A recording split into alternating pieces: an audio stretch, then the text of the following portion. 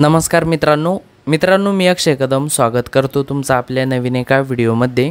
मित्रांनो, दुष्काळी परिस्थितीमुळे किंवा मग अतिवृष्टीमुळे तुमच्या पिकांचं मित्रांनो जर नुकसान झालेले असेल तर मित्रांनो नुकसान झालेल्या पिकासाठी शासनाकडून अनुदान देण्यात येते। आणि मित्रांनो, अनुदान मिळवण्यासाठी तुम्हाला आधार प्रमाणीकरण करावं लागते, म्हणजेच ई-केवायसी करावं लागते। आणि ई-केवायसी केल्यानंतरच मित्रांनो तुमच्या बँकेमध्ये अनुदानाची रक्कम जमा होते। ई-केवायसी केल्यानंतर तुमचं पेमेंट स्टेटस काय आहे किंवा मग तुमच्या कोणत्या बँकेमध्ये तुमचे अनुदानाचे पैसे गेलेले आहेत किंवा मग अनुदानाचे पैसे आलेले नसेल तर कशामुळे मित्रांनो अनुदानाचे पैसे आलेले नाहीत, अशा सर्व प्रकारची माहिती मित्रांनो तुम्ही ऑनलाईन बघू शकता। आणि आजच्या व्हिडिओमध्ये आपण हीच माहिती बघणार आहोत। तर चला मित्रांनो व्हिडिओला सुरुवात करूया। मित्रांनो, सर्वात पहिले तर तुम्हाला या वेबसाईटवरती यायचं आहे mh.disastermanagement.myit.org/payment-status।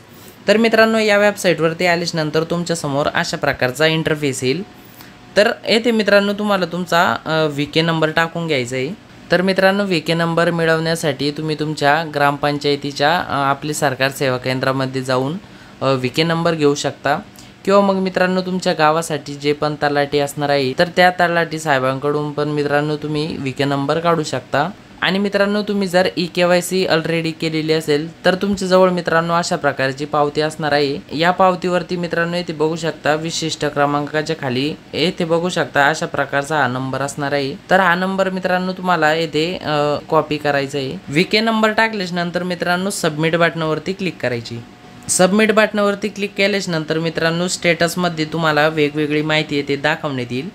तर एक नंबर मित्रांनो तुम्हाला VK नंबर दाखवण्यात येईल। त्यानंतर त्या खाली मित्रांनो तुम्हाला अकाउंट होल्डर नेम, म्हणजे ज्या शेतकऱ्याचा तुम्ही VK नंबर टाकलेला होता तर त्या शेतकऱ्याचं नाव तुम्हाला इथे दाखवण्यात येईल। त्यानंतर इथे अकाउंट नंबरमध्ये मित्रांनो शेतकऱ्याचा अकाउंट नंबर दाखवण्यात येईल। त्यानंतर त्या खाली मित्रांनो बँकेचं नाव दाखवण्यात येईल।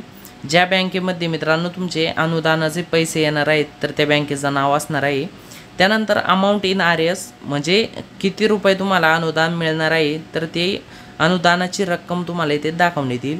त्यानंतर मित्रांनो सर्वात खाली पेमेंट स्टेटसमध्ये सक्सेस असेल तर मित्रांनो तुमचं पेमेंट ऑलरेडी क्रेडिट झालेलं आहे किंवा मग मित्रांनो पेमेंट स्टेटसमध्ये जर फेल असेल तर त्यावरतीच मित्रांनो रिमार्कमध्ये तुम्हाला कशामुळे तुमचं पेमेंट स्टेटस फेल दाखवत आहे तर त्याचं कारण दाखवण्यात येईल। आणि रिमार्कमध्ये मित्रांनो जो प्रॉब्लेम असणार आहे तर तो तुम्ही तुमच्या तलाठी साहेबांच्या मदतीने सॉल्व करू शकता आणि तुम्ही तुमच्या अनुदानाचे पैसे घेऊ शकता।